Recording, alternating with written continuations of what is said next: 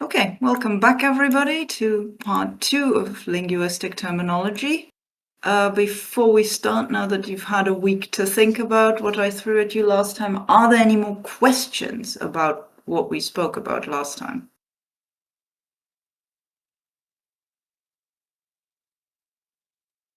Take that as a no. So we continue with morphology, the study of word formation, so how a language makes words, particularly new words from existing bits. The basic word to know here is morpheme. A morpheme in a language is the smallest meaningful unit that cannot be further subdivided. A morpheme, particularly in languages like English, is often a word, but not necessarily. So I had the example of unflappability suggested to me.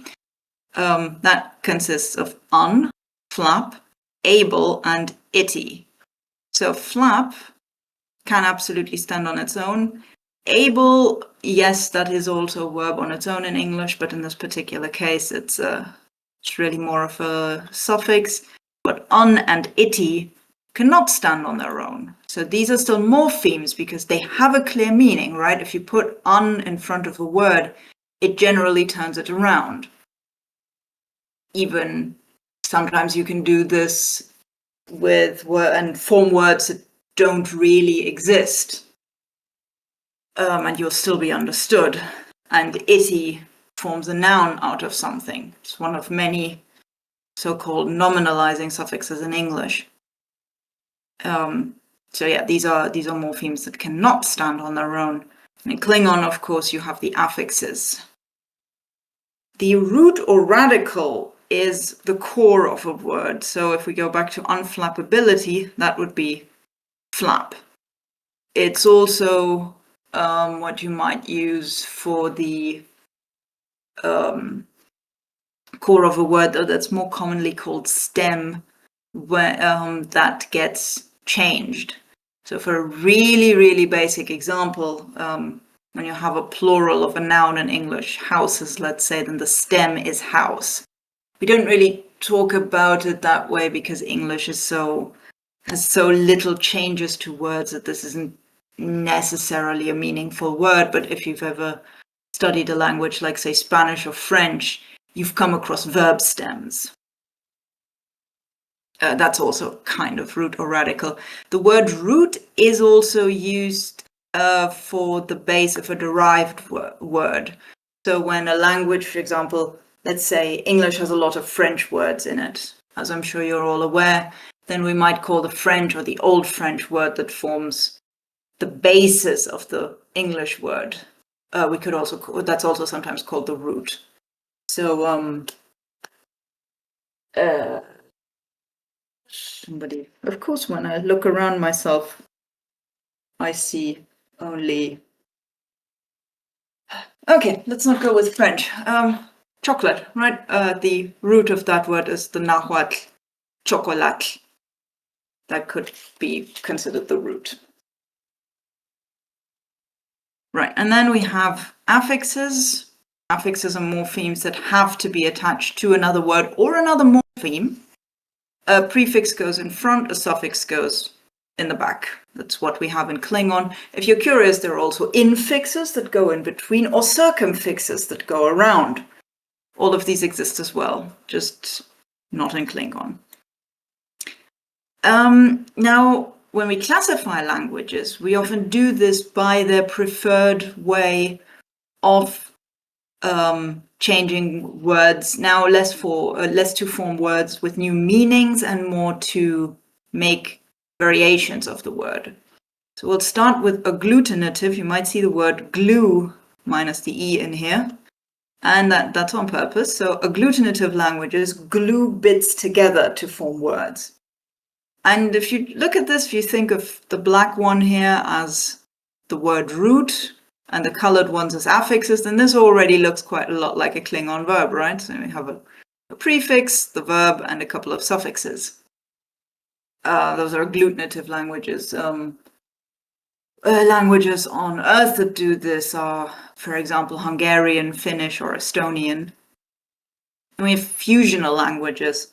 So fusional languages, rather than gluing these unchanged morphemes together, they first of all start by fusing all of these morphemes into one ending, and then attaching that to a stem. We also generally in fusional languages, you're more likely to hear the word ending than suffix, even though there is overlap, because usually there's only one. So, and a word on a suffix, you can usually put more suffixes. Endings, typically just one, particularly in Germanic and Romance languages, typical, or Slavic languages is the same. So typical European, the European branch of the Indo-European languages, at least. If you have endings to a noun or a verb, you can only have one. And these endings then express quite a lot of things. So if we take Spanish,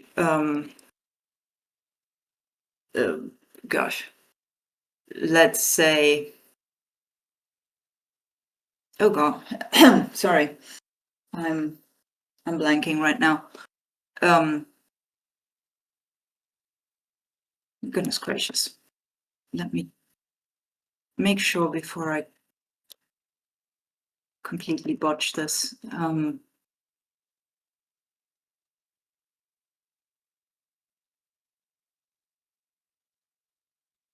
Yeah, okay, let's take, yes. Okay, now, take Spanish for I have spoken. One possible way, oh wait, no, let's take you have spoken because it's a very clear ending.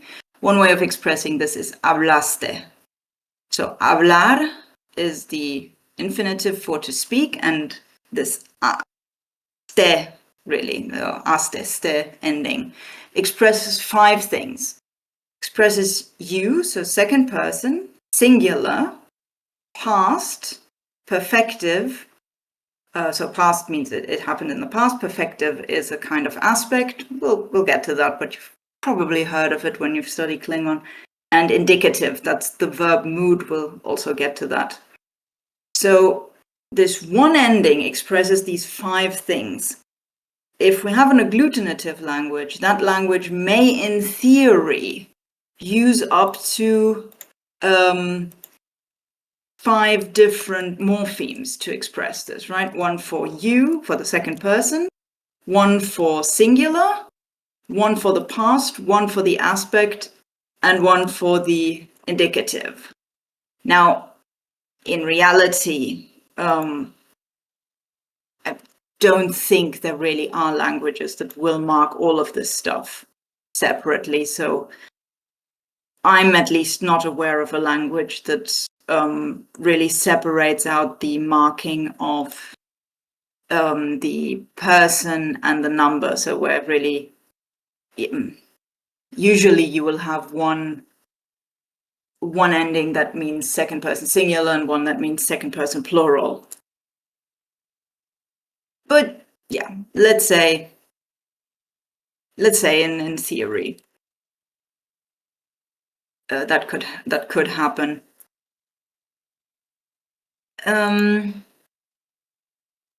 Yeah, an indicative is also the default. It's not usually marked. But for example, if we look at that in Klingon, we have spoken. We start with ma, jak, and yeah, I'm going to say we mark the perfective, so pu. So we already have, outside of the verb root, we have the two affixes for the things that we actually mark that are separate. The past isn't marked in Klingon and the indicative isn't marked either. So yeah, the thing that Spanish can express with just one ending, Klingon, if it marked for all of these things, could need 3 or 4 affixes for in reality, uses 2 and is less marked. Fusional languages, as I've already indicated, is basically all the Indo-European languages, unless, like English, they have lost most of their inflection. Pretty much all of the Afroasiatic languages are highly fusional, where really you don't even really have endings anymore. So in Hebrew, for example, the only thing that actually tells you what, in a verb, what the meaning is, are the core consonants, and even the vowels in between them can change depending on what form you're using. All of these are called synthetic languages because they synthesize things to make words, and the extreme of that is polysynthetic. So polysynthetic languages is something quite typical of North American languages. Of course, I mean North American indigenous, right? Not English and French. And what that means is you need a lot of morphemes to make valid words. For example, as I understand, an extreme case in Cherokee is verbs need a pronominal prefix, bit like Klingon, the verb root that actually carries the meaning, an aspect suffix, I think it was, and a so-called modal suffix, which expresses a variety of things. And that is the absolute minimum. The verb root alone is not a valid word, right? That would be, they basically cannot say just I go. So first of all, the I and the go fuse, but you need two further markers on that to make it a valid word. And that is the absolute minimum, right? You can add, what was it? I read this. I think there are some 10 or 12, up to 10 or 12 suffixes possible on a verb or something crazy like that. So that is polysynthetic. The definition of how many, how many morphemes you need to make a word for it to be called polysynthetic is pretty vague, and there is a decent amount of debate. So if you were to call Klingon mildly polysynthetic, I wouldn't tell you you're wrong. It just wouldn't necessarily call it that. I don't think it's useful, but you wouldn't be wrong. Most polysynthetic languages are agglutinative, but apparently fusional polysynthetic languages do exist. Another thing, agglutinative and fusional aren't quite separate. So it's more of a spectrum. Now, most languages are either mostly agglutinative or mostly fusional, with a few influences, with a few words or constructions that are formed the other way. But there are exceptions. So, for example, the Siuan languages are classified as agglutinative fusional. I didn't look into it into detail what that exactly means, but I think it indicates that they're quite equally balanced between using fusion and agglutination. Now, with that entire bit of synthetic languages, that contrasts with the analytic languages. So analytic languages generally, instead of changing the words, use additional words to mark whatever these changes would normally do. So for example, taking Klingon, for you, shochvad, right? I'm putting an affix because it's agglutinative. In English, I have a so-called preposition, namely for. So for you, I have two separate words, and that is called analytic. The theoretical extreme case of an analytic language would be an isolating language where, again, in the theoretical extreme, no word is ever changed. Inflection just doesn't exist. Now, to the best of my knowledge, there isn't a fully isolating language on Earth. Generally, the language that is said to be the most isolating is Mandarin Chinese. But this is something I can also only believe. I have no first-hand experience. So English is pretty analytic. And again, mostly these contrast. Usually languages are either synthetic or analytic, but you will find the opposite in any language. And these are then often also called synthetic or analytic constructions. For example, English has these two ways of making the comparative. So something is big and something else is bigger, right? I'm changing the word, so this is a synthetic comparative. But something is interesting and something else is more interesting. Two words. That would be an analytic comparative. And surprisingly enough, languages have, it's not that rare that languages have two coexisting constructions like this. Usually if they either have some etymological reason. So in English, the very base reason is that the synthetic comparative comes from Germanic languages and the analytic comparative is imported from French. That's the very base distinction, though it has changed a bit over the years. Or sometimes they develop different connotations. So, for example, Hebrew has an analytic possessive and a synthetic possessive. So two ways of saying my book, for example. Only you wouldn't use them on book. One of them is more inalienable possessions, so things that really are inherently part of me. So you might use this for body parts, for relatives. The other one is alienable possession. So that's what you would actually do with a book, because, a book can be taken away.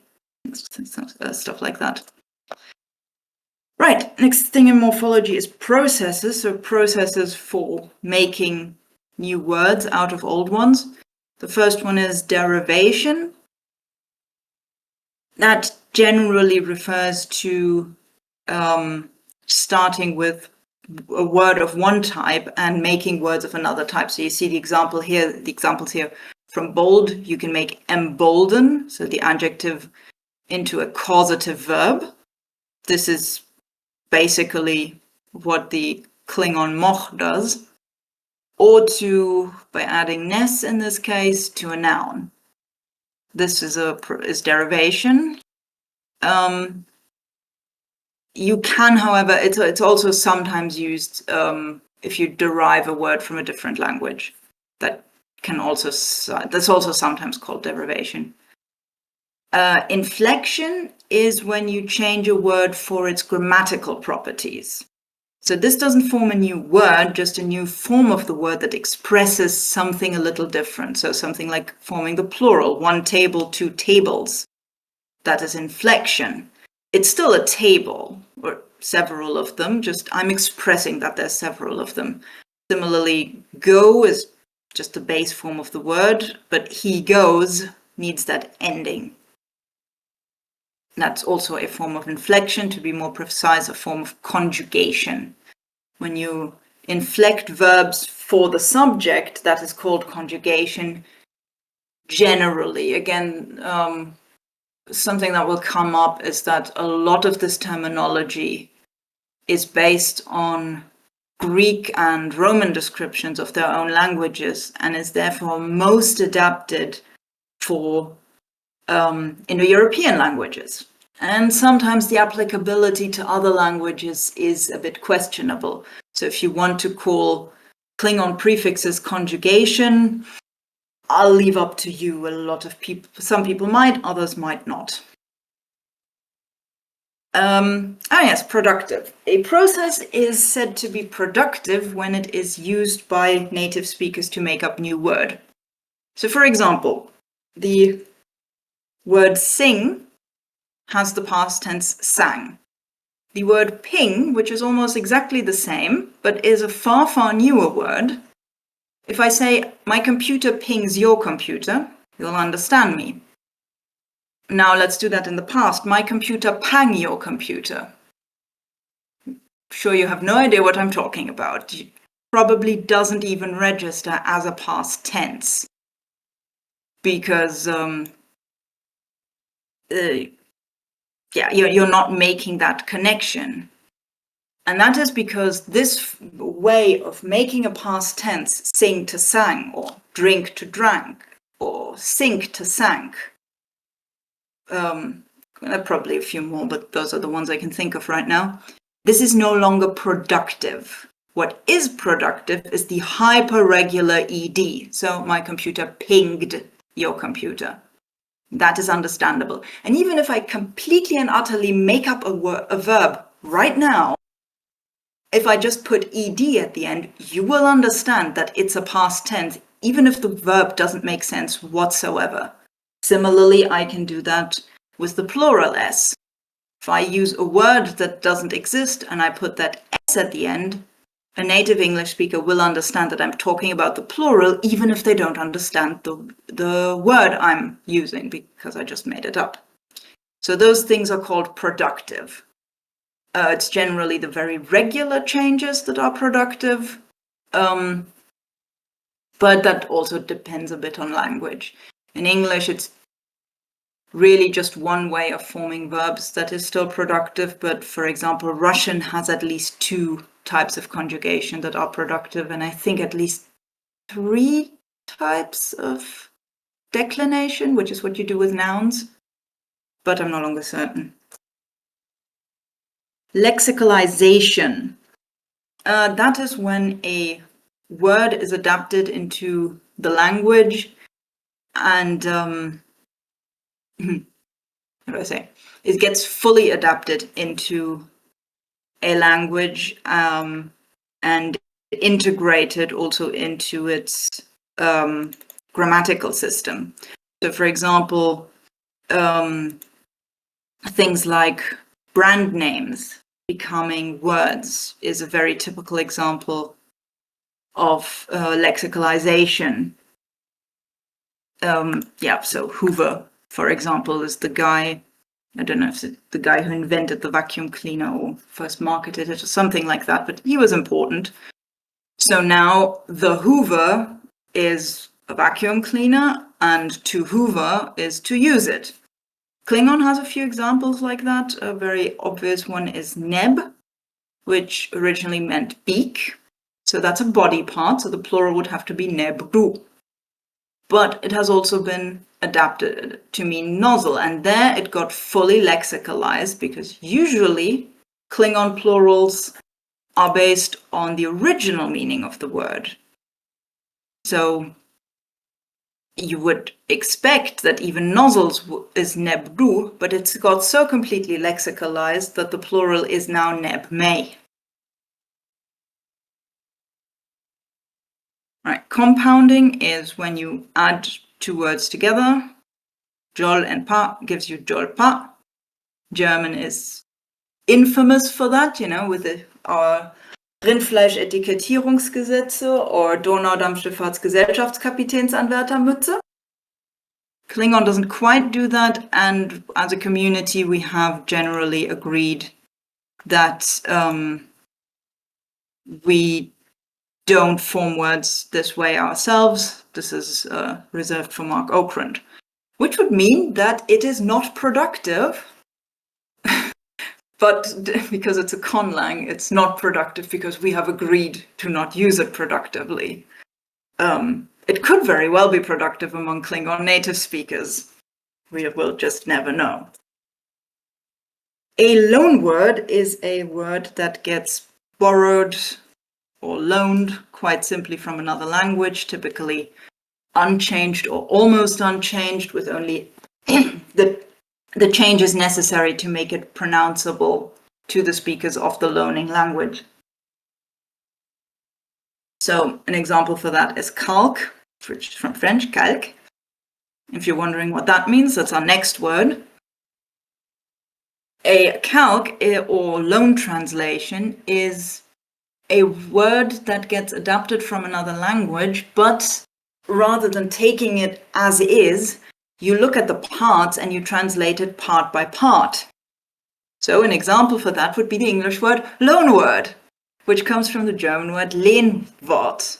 Lehnen or entlehnen means to loan or to borrow, and Wort means word. I mean, that's probably quite visible. So every part of that is translated on its own, and then it gets stuck back together. And that is a calque. So in English, the word calc is a loan word, and the word loan word is a calc, which I think is just bloody beautiful. Right, some other words. There is the term hindsight word, which is a Klingon community term that describes that a derived word's meaning is clear only in hindsight after it has been explained. It's usually used to tell for words that somebody in the community has formed. So you've probably seen this. Somebody comes onto the Discord and says, hey, I want to express this thing, and I'm suggesting this Klingon expression for it. And the answer will be, well, it's a hindsight word, meaning that now that you said what it's supposed to mean, I understand your reasoning, but I would never have guessed. An example that I found brought up a lot was croque-roche, which was apparently a decently accepted term at some point. So a music target. Maybe like this, it's a little questionable, but once you have heard that it means drum, which is something you hit, just like a target, maybe it makes a whole lot more sense. Obviously, we don't need that anymore because these days we have in and hola. What is it? Olav. Right, but this gets brought up as a typical example of a hindsight word, something that is quite clear once it's explained to you, but not so much before that. You see it occasionally applied to canon words as well. So I've heard wejmaH referred to as a hindsight word more than once, because toi means to serve, we is a server or servant. Server means something else in English, so a servant, somebody who serves, and a is an augmentative. So that could now, in theory, mean a few different words. A very big servant, a very important servant, so some kind of head servant, or there is another word for it, which I forget now. But what it actually means is somebody who is in a more intense type of servitude. It means slave, which, yeah, in hindsight, that makes perfect sense. But if I'd put this word in front of you and told you, guess what it means, there would have been a few options possible. So that's a hindsight word. That is a very Klingon community term, but you'll hear it quite a bit, so I think it's useful to know. A more general fossil word or fossil form is a word or a form of a word that is obsolete except in one phrase. In English, a good example is ado, which I don't think I have ever heard outside of the phrase much ado about nothing. A Klingon example is shish yod, an umbrella. Why is this a fossil form? Because shish in modern Klingon is only a verb. So this is not really a grammatically correct construction. This would only be a grammatically correct construction if shish were a noun. So it's either a fossilized noun, the noun that really only exists in this phrase anymore. Or no, actually, I think Mark Okrand has explicitly stated that this is what's going on here. Right, so this is a fossil noun that doesn't exist anymore outside of this phrase. Right, that was morphology. Are there any questions up to here? Because now we get to a different section. Yes, I was wondering, could you please go through one more time the difference between inflection and productive processes? Right, so inflection is the process of making different forms of a verb itself, and productive is what we call the types of inflection that still get used. Let's assume I'm making up a new verb right now. One that rhymes with sing. I know. Trying to make it a bit complicated. Cring. Okay? Can probably assume that doesn't mean anything. You don't need to know what it means. If I asked you what the past tense of it is, you would say cringed. You would never in your life dream of saying crang, because that's not productive. but kringed, the ed ending, is. And putting that ed on the verb to make the past tense, as well as changing the vowel in sing to sang to sung, these are all types of inflection, but only one of them is productive. Is that clearer? Yes, thank you so much. That helps a lot. Okay. Oh, Paikar suggested lotlach, which I assume was a suggestion for lexicalization, which, yes, that also works. Any more questions, or do we go to the next section?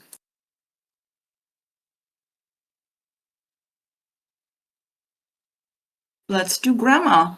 This is a bit of a section where I put a lot of things in that I didn't really know where to put else, but grammar in general just refers to all the rules of language structure and structuring.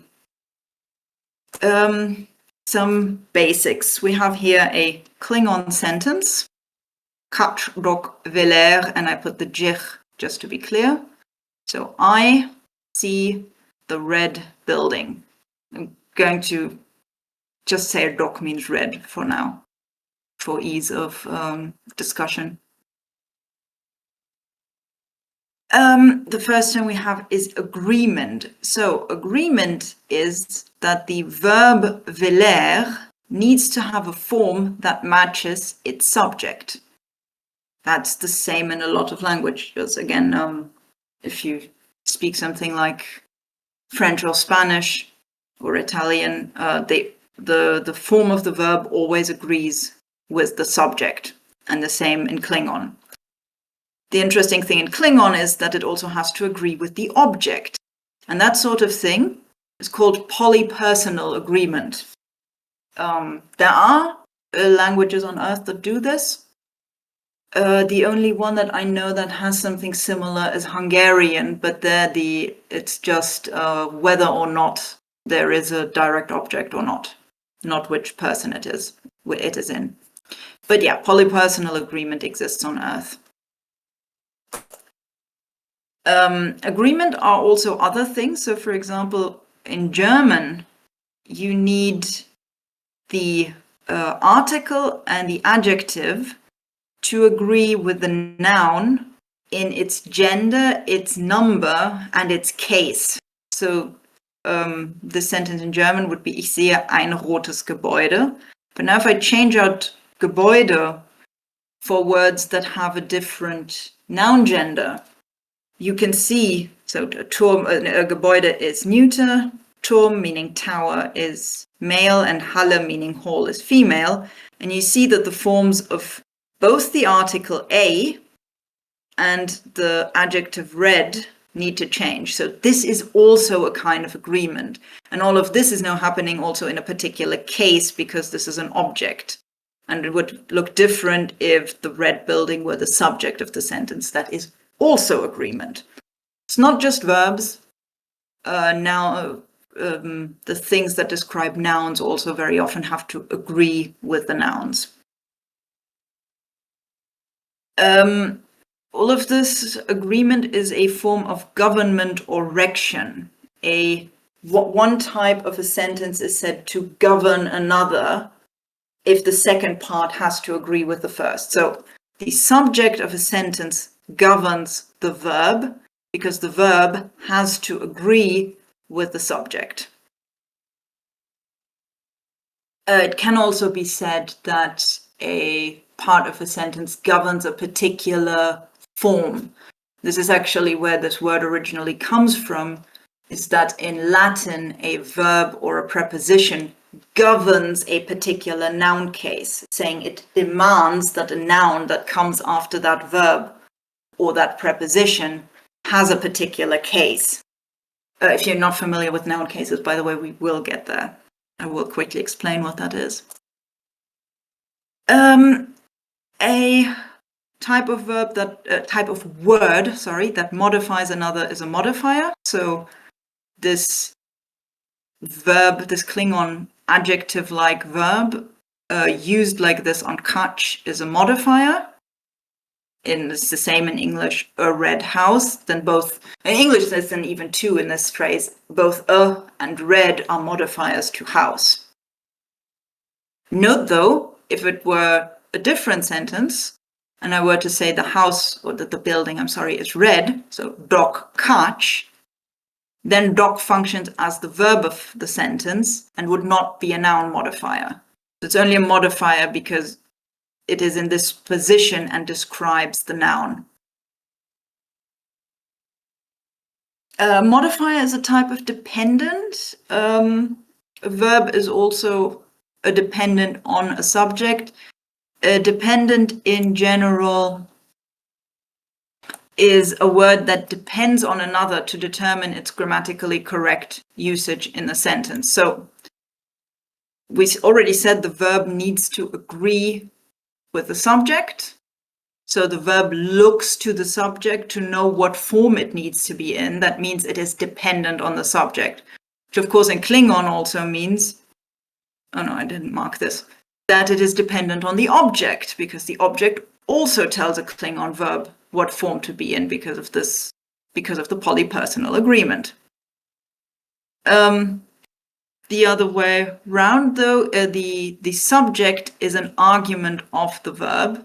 An argument is a word or expression that helps complement the meaning of another verb, and typically it's used for things to be used with verbs.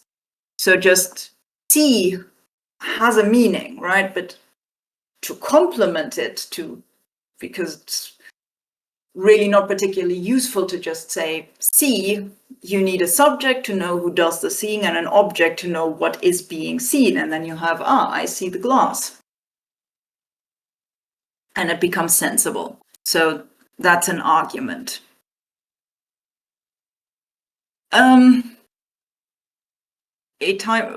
There is also the word complement. A complement is a type of element that is really necessary to complete the meaning of an expression. That's probably far more likely what you would call a subject or an object, particularly of a verb like see. Because again, just see is meaningless. And a complement is also a type of argument. These have some overlap. Yeah.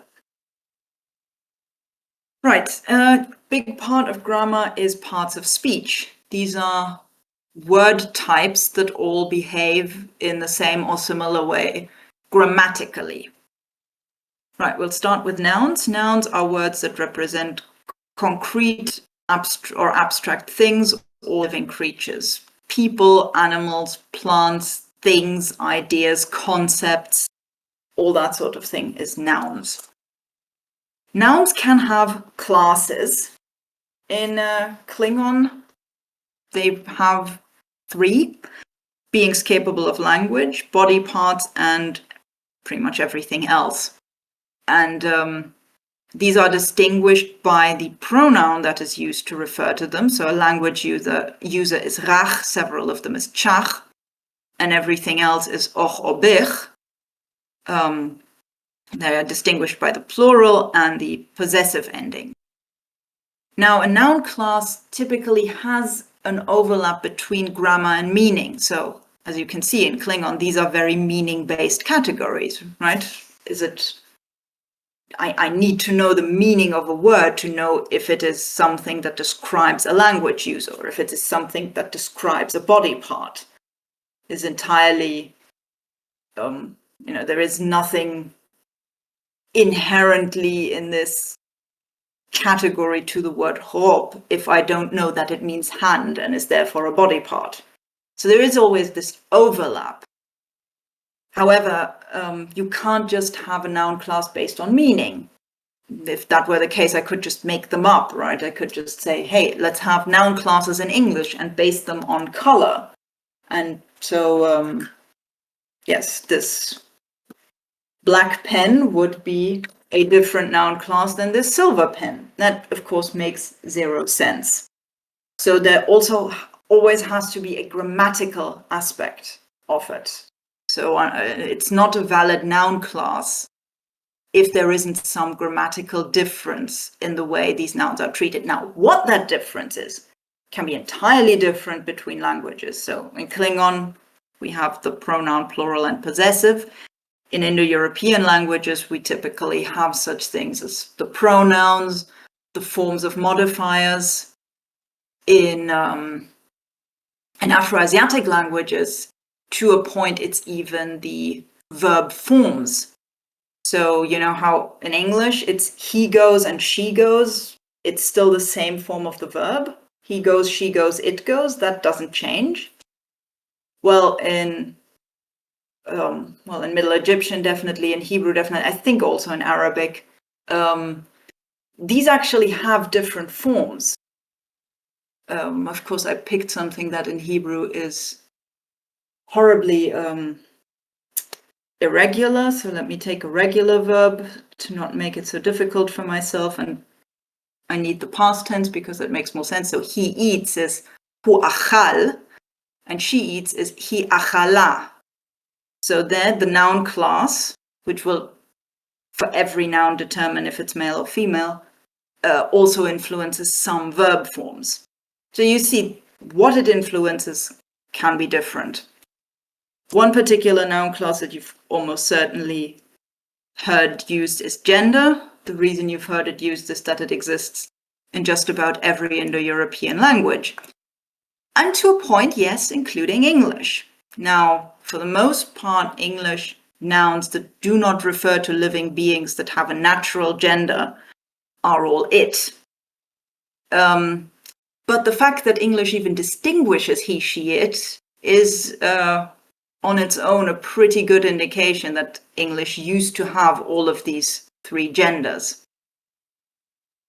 Now, gender is really a specific type of noun class, but because Indo-European languages are so widespread, and again, because a lot of this grammar description comes from Indo-European, you will find people who use gender as a synonym of noun class. So I have heard people call these Klingon distinctions into language user, body part, and non-language user a type of gender. If somebody does this to you, gently suggest the word noun class to them. It's much nicer. Gender does not need to match natural gender, so the gender that a person or animal actually is. It usually does, because otherwise, if there were complete and utter mismatch, we wouldn't refer to these as gender. But for example, a relatively famous example of a word where the grammatical gender doesn't match the natural gender is the German word for girl, which is Mädchen. Now that stem is maid, basically the same word as in English, and chen is a German diminutive. So it's the little maid, really. And there is a grammatical rule that says that no matter the gender of the original noun, any can't speak anymore today. Any diminutive has to be neuter. So no matter what you do with it, how you form it, as soon as you put a diminutive on it, it becomes neuter. And in the case of Mädchen, the diminutive has completely replaced the original word. Scottish Gaelic has an even funnier example where the word for woman, wejmaH, is male, grammatically speaking. The reason for that is that it's not the original, the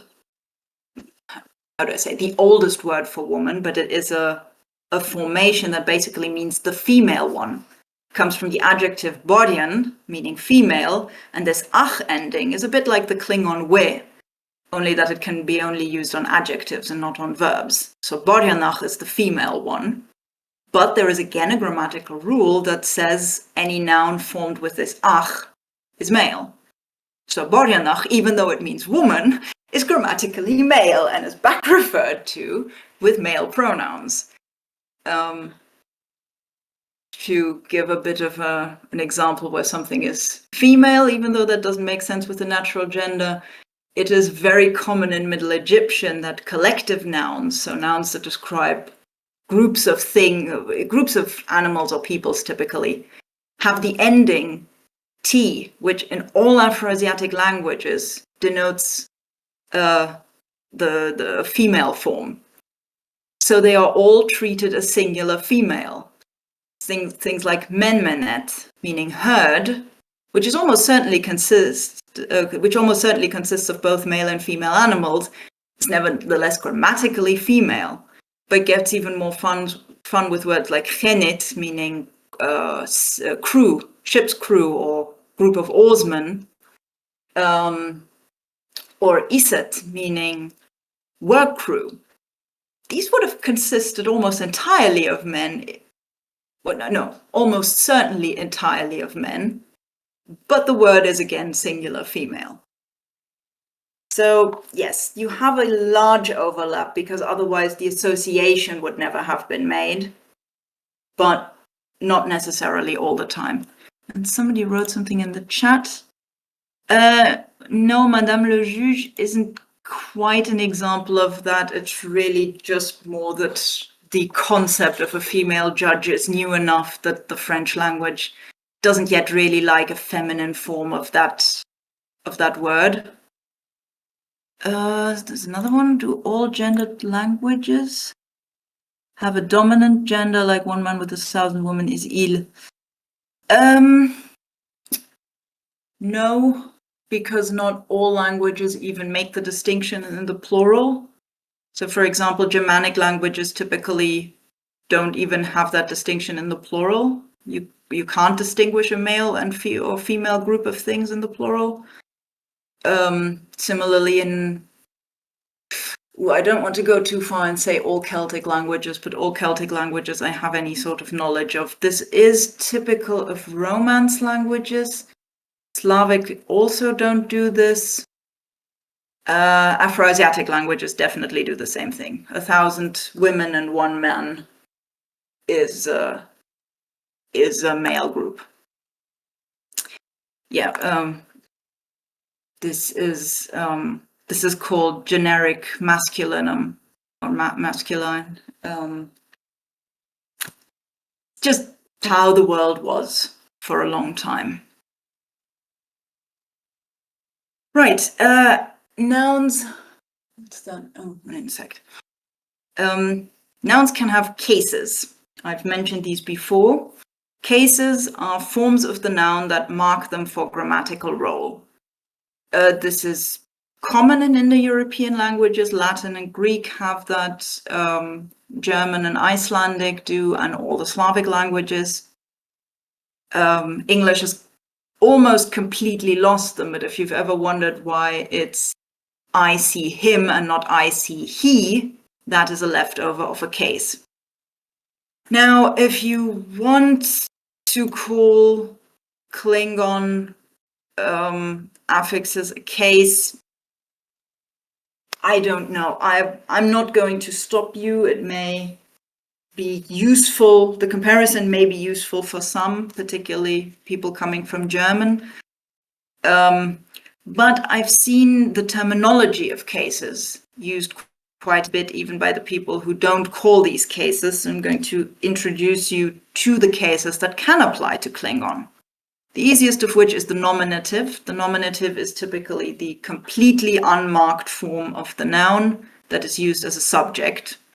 So again, I see whatever it is, then I is the nominative. A genitive usually shows possession. So the man's book. In this case, we have here Drushak Chodwipu. Should have maybe read the sentences out to you. So this sentence is Bukvo Pakme Nob Drushak. That was the wrong verb. That should not have been nob, that should have been something else. It was supposed to mean the students of the school take the books from the bags. And I had a brain fart while I wrote this. So, dushak wejmaH is a genitive construction, so a construction that shows that one noun belongs to another, and that is the typical thing that the genitive expresses. Next, we have the accusative. The accusative is the usual case for the direct object, so the target of an action. So if we look at just the latter part of the sentence, Klingon wejmaH, the teacher teaches Klingon. Klingon is a direct object of teach, so would be in the accusative case, which is of course completely unmarked in Klingon. It's just expressed through the position directly in front of the verb. And this goes for the other sentences as well. So qep'a is the direct object of whatever verb this should have been. Juchdaj, so dushak juchdaj yach wejmaH. Jach, goodness gracious, was I drunk when I wrote this? From the school to his home goes the teacher.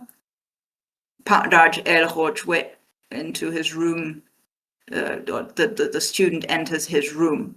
So again, all of these are direct objects and would be in the accusative if Klingon marked this sort of thing. But you will occasionally hear the word, if you've ever read Khov's slightly amusing verbs of motion rant, she uses that terminology. The dative is the corresponding case for the indirect object, marked with a vard in Klingon. So, wejmaH vard Klingon wejmaH. The teacher teaches Klingon to the students. So you could call vard the Klingon dative if you really wanted to. And then we have the cases that express a location or a movement towards or from or out of a location. So, dushak dak wejmaH, the teacher teaches in the school. A location where something happens is a locative. This is, in this sentence, dushak juchdaj jach wejmaH, the teacher goes from the school to his home. Could be called, so emotion towards is an ablative, emotion away from somewhere is an ablative, emotion towards somewhere is an allative. Though I think I've only ever once heard somebody use these with respect to Klingon, and just to make it complete, out of somewhere is an elative and into something is an illative. And if you're wondering whether that is not just idle over specification, there are languages that actually distinguish all of these. So all of this, it has different markings is marked differently in Hungarian. For example, Hungarian has, I think, 9 markers, 9 or 10 markers for movement into, onto, towards, out of, down from, away from, etc. Those are all possible suffixes. So, yeah, but locative is one you'll hear with Klingon, so that one is useful. Right, a noun has a number or a grammatical number, or if you want to say it Latin, a numerus. In Klingon and English, we have 2 of them. We have the singular, which is exactly 1, and the plural, which is 2 or more. Other languages have more options. So a really common one is a dual, which means exactly 2 of something, and the plural is only used when there's at least 3. Some languages also have a trial, which is very rare though. I think I saw that, I think I read of one language that had that, which is exactly 3. Which you'd think is something Klingons would like to mark, but hey. More common is a porcal, which is a few of something. There is collective, which is a group of something. So there are a few more options. But yeah, for Klingon and English, you only need the 2 of them. A bit related to that concept is the concept of collective nouns. Now, collectives take a collectives that refer to a group of things or animals or people. This is a very general concept. Again, you can have a collective number, but if you have nouns that exclusively refer to a group of something, then that's called a collective noun. The different types.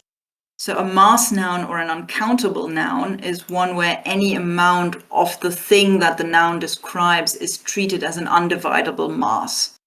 This is really common with something like materials. So take, for example, wood. Yes, I can form a plural of that. I can form woods, but that actually means forest most of the time. Or I might use it as a short form of saying types of wood. So, birch and oak and lark and whatever are woods in the sense of types of wood. But one wood, two woods really only makes sense when you're playing Settlers of Catan. So yeah, those are mass nouns or uncountable nouns. A singular tantum or plural tantum is a word that is always singular or always plural. English singularia tanta is the correct plural of that word, are almost always mass nouns. I had an example.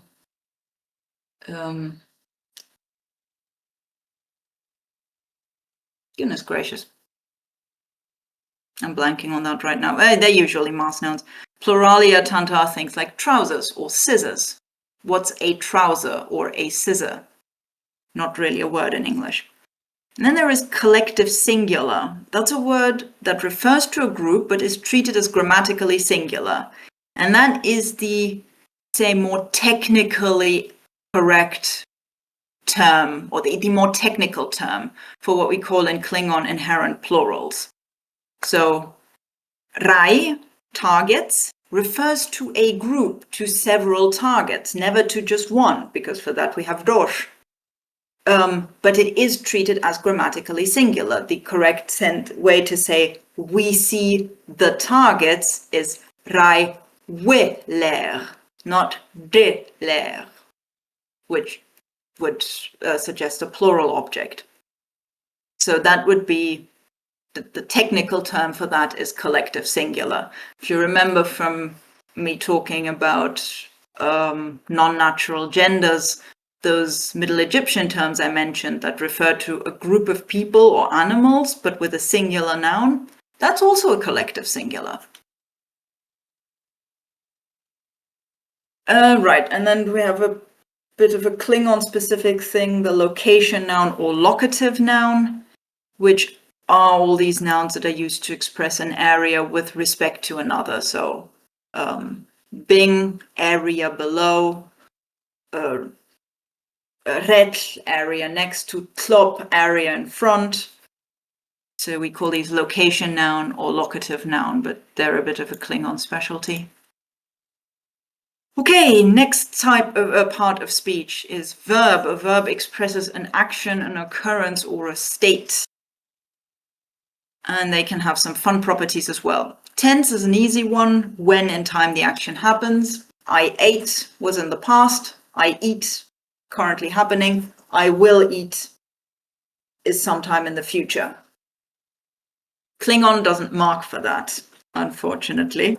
Klingon marks for aspect. So aspect expresses more how an action extends over time. Aspect comes from a Latin word meaning view or point of view, and I think that's something really important to keep in mind with the aspect.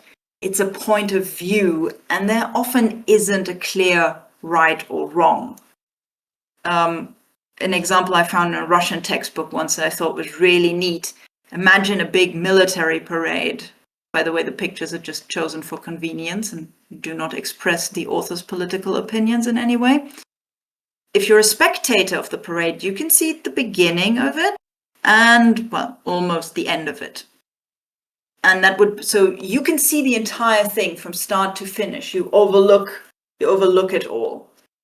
And so that would be one aspect, the perfective aspect.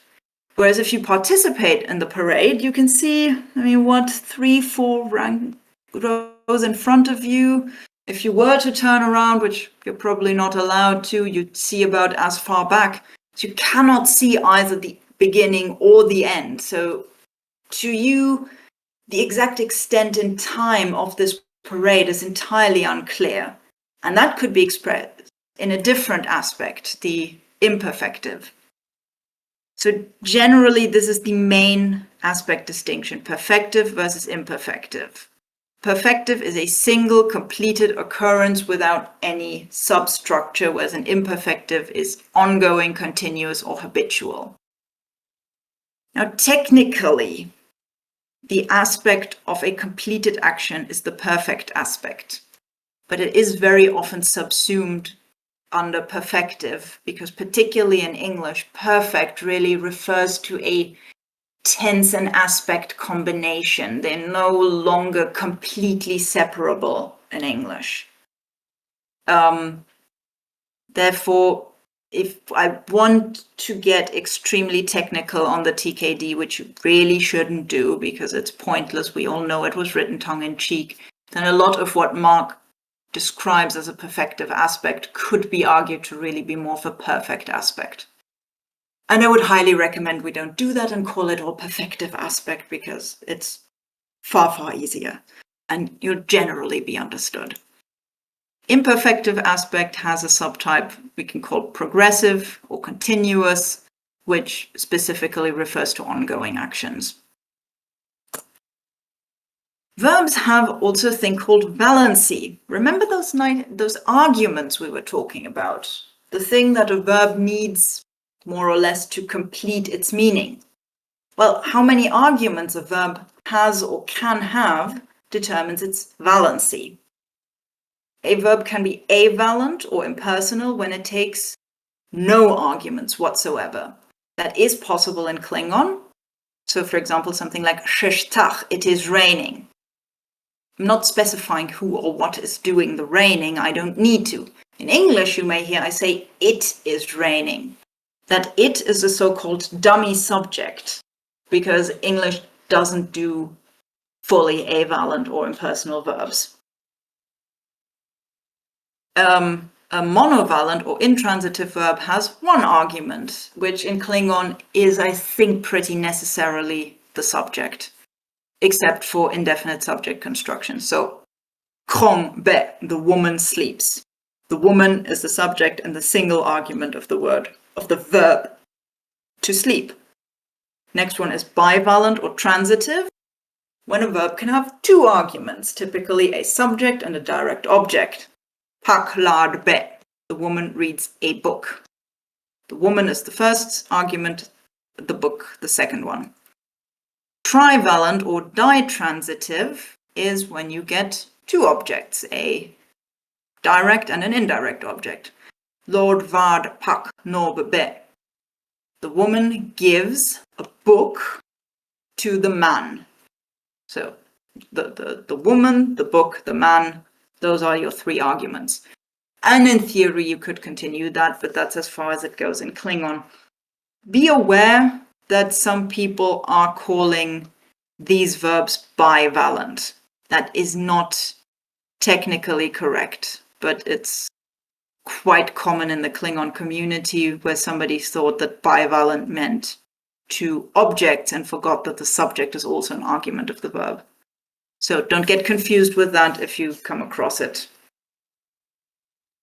Transitivity is a particular subset of valency, determining whether or not a verb can take a direct object. So a verb that can take a direct object is transitive, one that cannot is intransitive. There is some discussion in the Klingon-speaking community of how important this distinction actually is. A lot of people say that without any detailed information on how the objects are distributed, the pure information on whether a verb is transitive or not is fairly useless. So be aware of that. And there are a fair amount of Klingon words we don't know. Klingon verbs, sorry. These words are too similar in English. Where we don't know which one of these they are. This isn't really a Klingon thing, the voice of the verb, but English has that, active versus passive. I open the door is active, the door is opened, maybe by me, is the passive. If you've ever studied ancient Greek, you will also have come across the middle voice, which would be the door opens itself. But the passive is the typical translation of the Klingon indefinite subject. So that's where this will come up. A mood is a form of the verb that signals modality. Now again, this is a term that Mark Okrand hasn't used for Klingon. We can very nicely start arguing how applicable it is. What we almost definitely have are two moods in Klingon. The indicative, which is a statement of fact, so I am rich. Yeah. It is a statement of fact, even if it's not true, just to be clear. Grammar doesn't care whether it's true. The sky is green is still indicative, no matter how much of a lie it is. And then we have the imperative, which in Klingon takes a separate set of prefixes, so it is distinct enough that this should probably be called a mood. That's an order or a command, so be rich, however you do that. And that's when it gets a little more fuzzy. Once again, the question of what you want to call a mood in Klingon is something I think anybody has to decide for themselves. However, again, the terminology may be useful, so I'll introduce it. A whole related group of moods is the following ones. So the conditional is something expresses that the verb's truthfulness or factness, being factness, bloody hell, whether or not the statement expressed by the verb is true is dependent on a condition. So if this and that happened, then I would be rich. So I would be is the conditional. That's something that is unmarked in Klingon. However, it is very common in English to refer to this entire construction, if XXX, then I would be rich, as a conditional. But if we're talking about moods, then it's really only this part that is the conditional. Nevertheless, this is very often a conditional construction in English. Therefore, you might see any construction with chur in Klingon referred to as conditional. Really, I would prefer to call that the subjunctive or conjunctive, because that is the mood that typically expresses the condition. So if I am rich, then something else. English actually has a sort of subjunctive. This should really have been one further in. So if I were a rich man, probably most of you have heard this, the reason it's I were and not I was, that is the entirety of the English subjunctive. It is, however, a far more important and widely used mood with very clearly marked forms in Romance languages, so things like French, Spanish, Italian, Portuguese. And now, if I were is really a subtype of a subjunctive or conjunctive, namely an irrealis or hypothetical, which is a counterfactual statement. Now, this is a common use for irrealis, but technically, irrealis can also or is also often used to mean any mood that describes not reality, meaning any mood outside of indicative, because the indicative describes reality and everything else describes not reality. So while that is the original definition of the term, I think I'm not the only one who doesn't find this overly useful, which is why irrealis is now more commonly used for hypothetical or counterfactual statements. And the optative is related to that only because in a lot of languages that is expressed by the same forms as the subjunctive, and that expresses a wish. So, may I be rich? That would be the Klingon jaj. Necessitative obligative is a very rare mood, meaning there are few languages that have it and expresses a need or necessity. So I must be rich, that would be the Klingon nish. And dubitative is a little more common and it expresses doubt. I think I'm rich, I seem to be rich, I might be rich. All of this is some form of dubitative, which Klingon, funnily enough, can express not just on verbs, but also on nouns. You could argue that the ending che is a form of dubitative. Rood che, it seems to be a ship. A really important type of verb in languages like English is the modal verb, which doesn't really exist in Klingon, or no, it just simply doesn't exist in Klingon. Just about anything that is expressed by a modal verb in English is a suffix in Klingon. But just in case. Verb of motion. Now, first of all, very importantly, this is not a term used by Mark Okrand. It's really more used by the community. I like it because I think it's a useful term. Some people don't like it simply because Mark didn't call them that. So verbs of motion, if we are going to agree on using the term, in Klingon are verbs whose direct object can express a direction of movement. So probably all seen these two examples. Biktik verosh is I travel to the river. The river is the direct object of rosh. Whereas biktik dak jerosh is I travel on the river. So the moment it gets that dak and is no longer the direct object, then it is the place where the traveling is happening and not the goal of the travel. It is important to know that verb of motion is a category name. It does not mean that every single verb that refers to any kind of movement is a verb of motion. So, for example, we don't know if this applies to ket, run. It definitely doesn't apply to vich, move, because we know that's intransitive. So can't even take a direct object. And the reason I think that some people don't like it is that verb of motion is a category in a lot of Earth languages. It usually describes something very different. So verbs of motion in French, Italian, or German are verbs that form their present perfect and past perfect tenses differently. Verbs of motion in Russian have an additional connotation in their aspect pairs.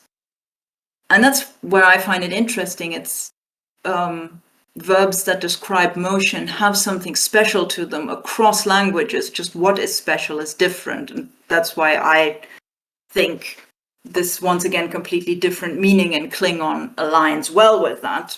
But I've also heard people use that exact same argument to say, well, that's why we shouldn't call them verb of motion, because it describes something completely different in Earth languages, or at least in some. There may very well be an Earth language where this exact same difference applies.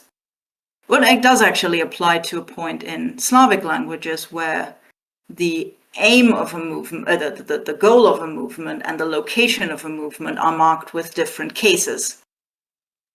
But this is the case for any verb. Verb of speech is a similar case. This is, again, a term used by the community. These are verbs that can be used as dialogue tags. So, le muvam jijat. This word is useful, say I. And it's jijat, not vijat. Right.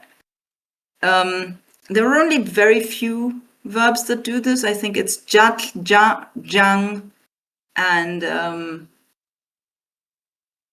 speak to oneself. I think it's something like ched. I think you're thinking of hit. Yeah. Chet, thank you. Chet. Yeah, those are the only four. So already judge, scream is not one of them. And again, Mark Okrand didn't use this term. It's a community term. I just happen to think it's useful. Similarly, for stative verbs, and I was admittedly under the impression that we agreed on this one in the community at the latest, since Mark Okrand gave us Klingon terms, or a Klingon translation of stative verb, wat tam, silent verb. But apparently, because he didn't explicitly say that this applies to Klingon, and again, because what exactly distinguishes stative verbs from non-stative verbs can be quite different in different languages.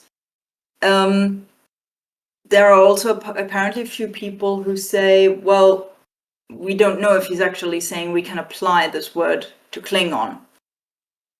Once again, already among Earth languages, there is enough variation that I would say the argument that, oh well, Klingon stative verbs don't function like Japanese stative verbs is not a good argument, because Middle Egyptian stative verbs also don't function like Japanese stative verbs, and yet we all call them all stative verbs because there is enough similarity.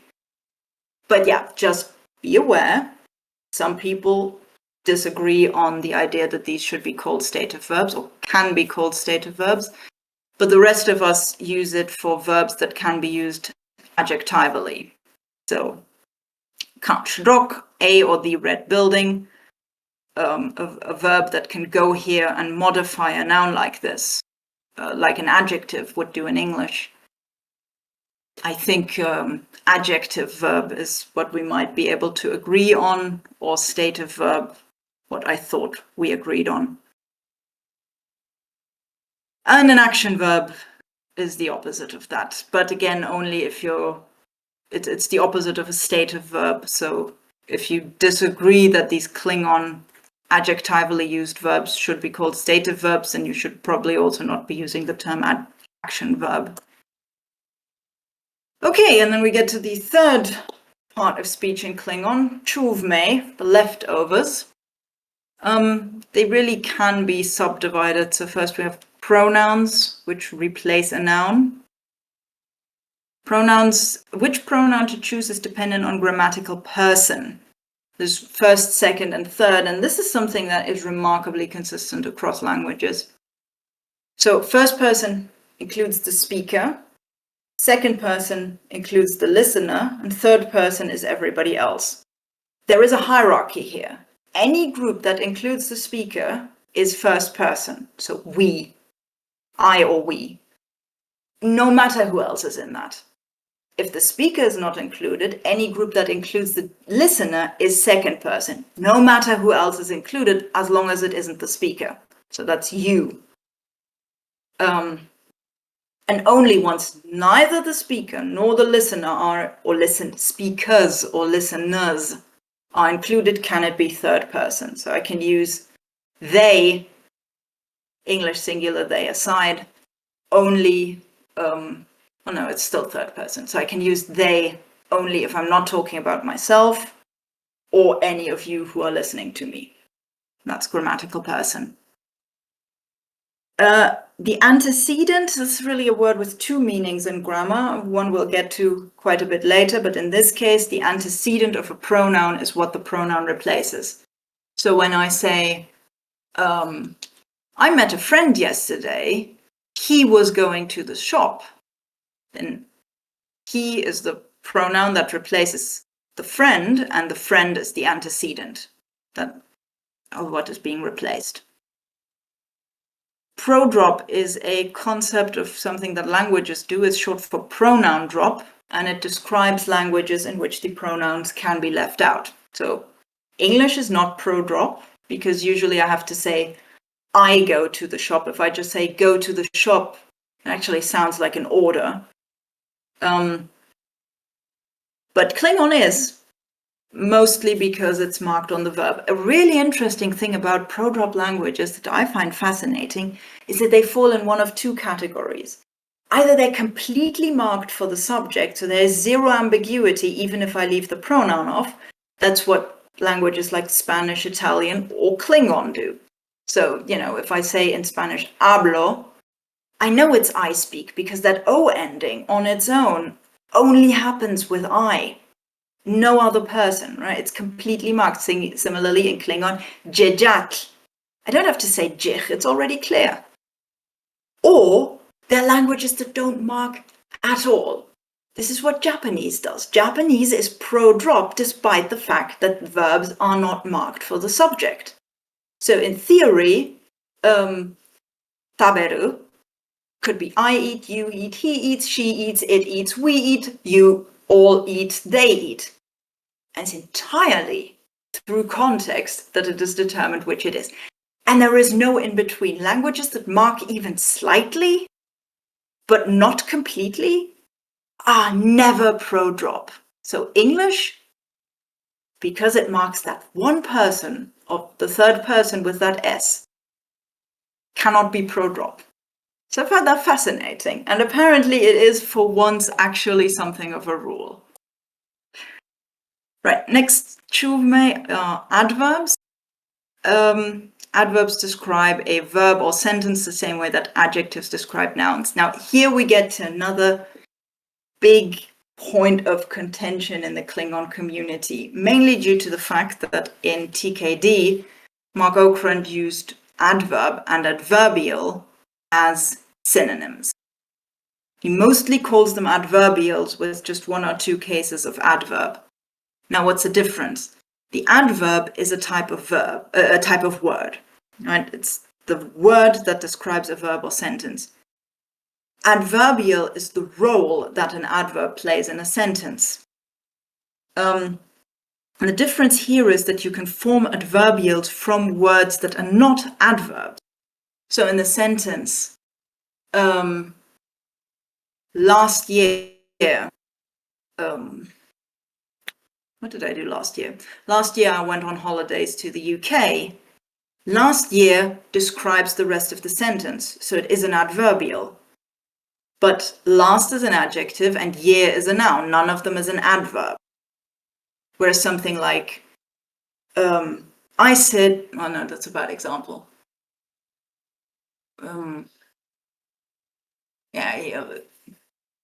Yesterday I went to the shop, right? Yesterday is an adverb and an adverbial.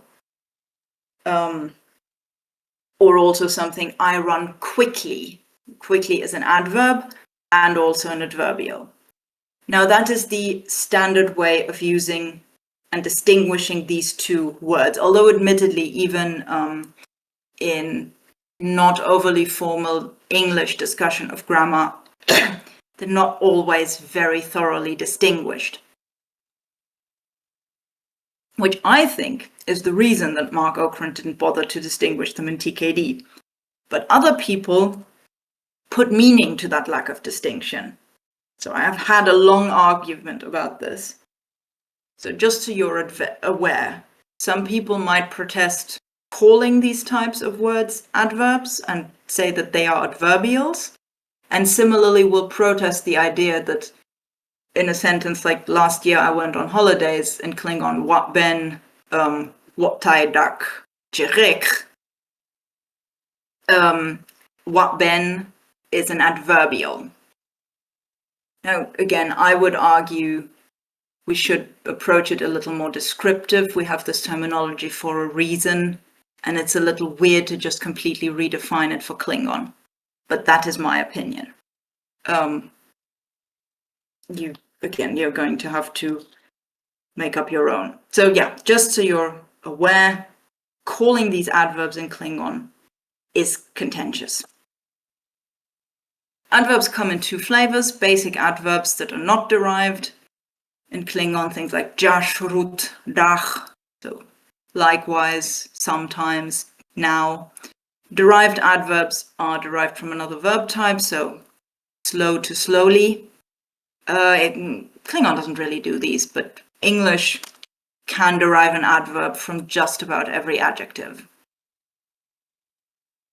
And finally, we have, no, not quite finally, we have conjunctions. Conjunctions link clauses or clause elements. Typically, very typical distinction is coordinating versus subordinating. So coordinating links sentences on the same level. I go and I do something else. Right? These are on the same level. There's no dependence here. Versus subordinating links a subordinate clause to a main clause, a subordinate clause being one that cannot stand on its own. So I go to the shop because I'm out of bread. In that case, because I'm out of bread is a subordinate clause, and because is the subordinating conjunction. But we don't have them in Klingon because they're all expressed through suffixes. Among the coordinating conjunctions in Klingons, we distinguish sentence conjunctions from noun conjunctions. That's again a very Klingon thing, where sentence conjunctions only link sentences and noun conjunctions only link nouns. So the book and the pen needs a different conjunction than I go to the shop and I buy bread. Next we have numbers or numerals or number words. These are, we generally describe them by what exactly they can do. So we have the cardinal numbers, 1, 2, 3. We have the ordinal numbers, because they put things in order, first, second, third. That's the Klingon ditch. And this is rarer, but you can call things like once, twice, 3 times, 4 times, etc. multiplicative numbers. But it's not a very common word. It's just a bit useful in Klingon because we have a suffix for that. It's lor. So lor could be called a multiplicative suffix if you ever need a very technical term for it. And then we have the number-forming suffixes or elements or morphemes. All of these are correct in a way or another, and these are what we used to form the multiples of 10.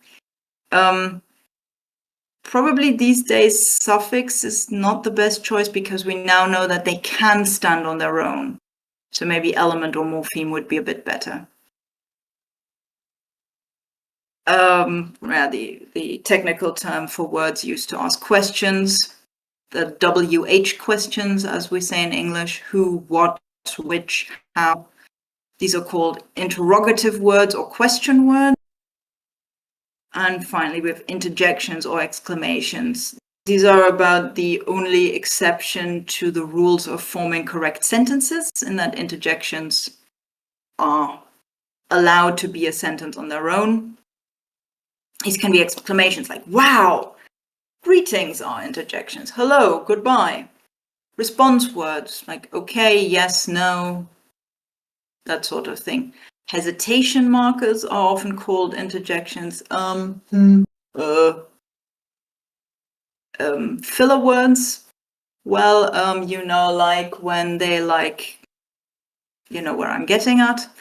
Sound words like ouch or the Klingon ekroshngeo, which I still struggle to pronounce. But even the English achoo is, the same goes for that. And profanities, curses can also be interjections. Sometimes people treat interjections as if the category contained only profanity words. That is also not the case. Profanity goes, or like curse words, like qep'a, go into this category, but they're by far not the only thing. And finally, quick overview of some parts of speech that don't exist in Klingon. Starting with adjectives. We've already been over that. Adjectives, the role of adjectives is taken by a kind of verb in Klingon. And adjectives have 2 meanings. One is called attributive, when the adjective is used as an attribute or a modifier to a noun. So that's the red book. Then red is an attributive adjective. And the other is predicative, where potentially with a verb it can form part of the predicate. We'll get to that. The book is red. So in Klingon, pak dok and dok pak, it's only distinguished by the order. So the really important part about Klingon adjective verbs, we tend to say we use the verb adjectively, but the technical term is attributively. I'm probably the only person who insists on that, so how important that is, I don't know. Adjectives have a comparative. One thing is bigger than another thing, and a superlative when one thing is the biggest thing of all. Both of these are expressed through what we call the Laut-Push construction in Klingon. Klingon doesn't have articles. Articles are English a, an, or the. We don't have that. We have to guess from context what is meant. And prepositions. Prepositions are a pretty big group of small words that don't always have a very clear meaning. Some languages, Romance languages in particular, tend to have a category of prepositions of minimal meaning because most of their role is to provide grammatical information and not to actually mean anything. They're usually used to express a location, a reference in time, or to link nouns to verbs. So English, something like in 2 years, to, something like I give it to you, at, as in at home. Klingon does this with location nouns, timestamp words, suffixes, etc., etc. So this entire group of, well, it's actually really central words to English doesn't exist in Klingon. Oh gosh. Now we have a relatively lengthy section of technical terms for Klingon affixes. We've already talked for 1.5 hours, so how's your concentration going? Shall I continue, or is it getting too much?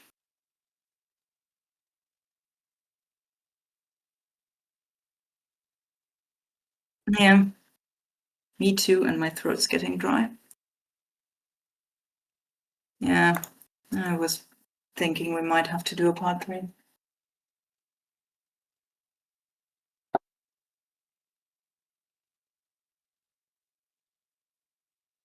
Yeah, okay. Right. General agreement. So, okay, we shall do a part 3. Oh god, this scared me for a moment when it looked like we were still at just 50 slides. But we made it to slide 126, so I think with part 3 we can make it. Yeah, but before we get to that, any questions? I have 2 quick ones, if it's okay. Yes, of course. So just to confirm, in English, a modal verb would be like was versus were.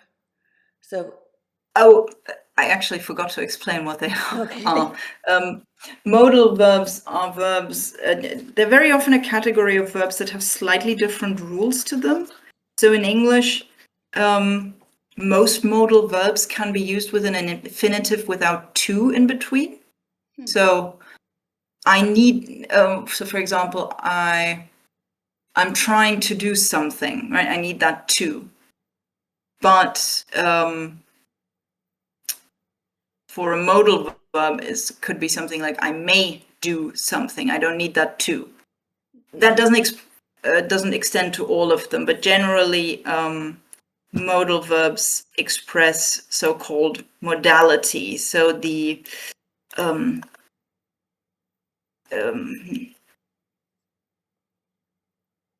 yeah. Sorry, I'm blanking a bit. Yeah, the modality of the action, like something you. It's not something as straightforward as something that you actually do, but something that you may do, want to do, have to do, that sort of thing. Yeah. But Klingon expresses most of this through suffixes. Okay. And we don't really have any verb with any grammatical rule to it that would make this a distinct category. And the reason I brought it up even is that sometimes I have heard people refer to the suffixes that replace English modal verbs as modal suffixes. I've heard that at least once. That was the reason why I even put modal verb in there. Okay. Sorry. No, that makes sense. And then my other question was, I'm not going to try, but for the location ones, we had locative and then we had elative and illative. Is locative just one of those categories, or is that the big category that the other ones fit into? It can be either or, Okay. depending on your language. If the distinction doesn't really matter so much, you may use locative as an overarching term.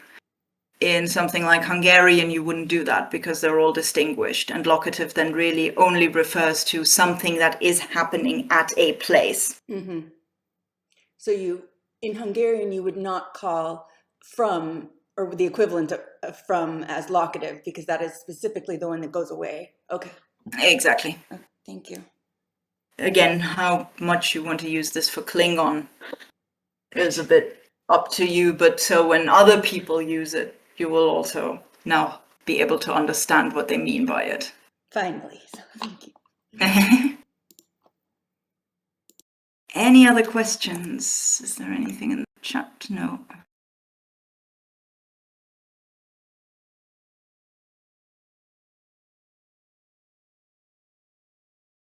Okay, well, thank you very much for your attention. And yes, we'll do a part 3. I'm sorry, I didn't mean to write something so long, but at the same time, it seemed a little pointless to try and cut it down to an hour. Yeah, I'll see if I can keep doing this in the qep'a channels, or if we move to something open now, and I'll let you know. Thank you so much. Thank you, and have a good rest of your evening. Bye.